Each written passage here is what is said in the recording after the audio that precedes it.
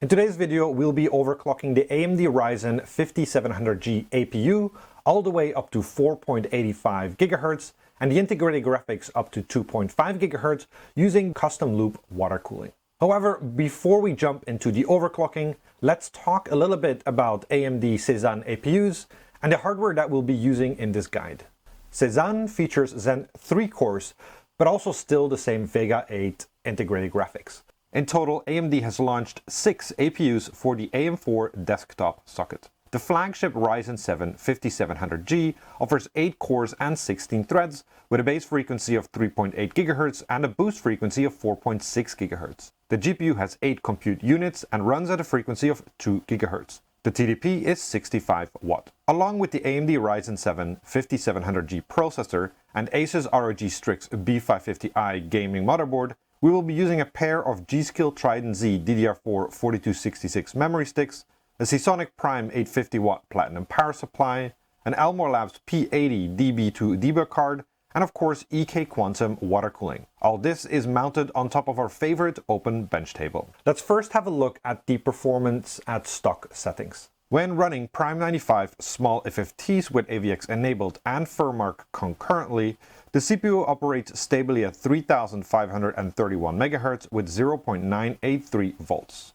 The GPU operates at 2 GHz with 0.975 volts. The average CPU temperature is 53 degrees centigrade. The average GPU temperature is 50 degrees centigrade, and the average water temperature is 30 degrees centigrade. The average CPU package power is 75.2 watts. In our fourth strategy, we find the maximum performance for our CPU and our GPU. We found the best curve optimizer setting for each CPU core, which allowed the single-threaded performance to boost up to 4.85 GHz. The GPU is clocked at 2.5 GHz. We have enabled DOCP and run the memory at DDR4 4266 with Fclock in synchronous mode at 2133 MHz. Upon entering the BIOS, go to the AI Tweaker menu. Set AI Overclock Tuner to DOCP. Set Fclock frequency to 2133 MHz. Set GPU boost to manual mode. Set GFX clock frequency to 2500. Enter the DigiPlus VRM submenu. Set VDD-CR CPU load line calibration to level 1. Set VDD-CR CPU current capability to 130%. Set VDD-CR CPU power phase control to extreme. Set VDD-CR CPU power duty control to extreme. Set VDD-CR SoC load line calibration to level 4. Exit the DigiPlus VRM submenu. Set VDD-CR SoC voltage to manual. Set VDD-CR SoC voltage override to 1.35 volt. Go to the Advanced menu. Enter the AMD Overclocking submenu. Enter the Precision Boost Overdrive submenu. Set Precision Boost Overdrive to Advanced. Set PBO limits to manual.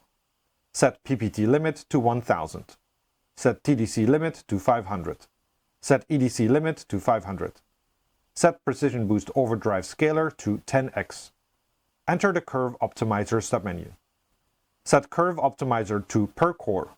Set each core Curve Optimizer sign to negative. Set Core 0 to Core 7 Curve Optimizer magnitude to 30, 23, 15, 13, 13, 30, 30, 30.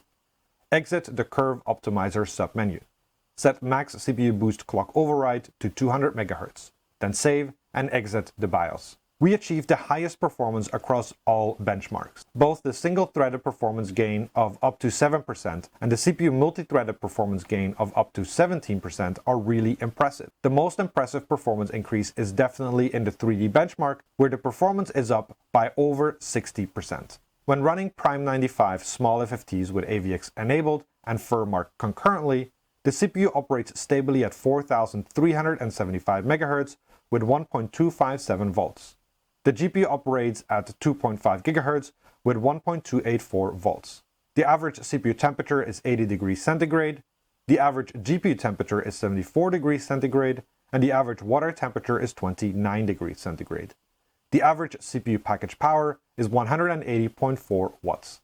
Alright, let's wrap this up. I always find it interesting to see how much performance is hidden behind the doors of power limits and limited thermal capacity. And from that perspective, playing around with the Cezanne APU was kind of interesting. We achieved a performance increase of over 60%. Am I surprised about the overclocking capabilities of the Ryzen 7 5700G? Not really. I must admit, I am genuinely a fan of Precision Boost Overdrive technology. The curve optimizer definitely adds a lot of spice to PBO. Anyway, that's it for this video. As usual, if you have any questions or comments, feel free to drop them in the comment section below. And till the next time.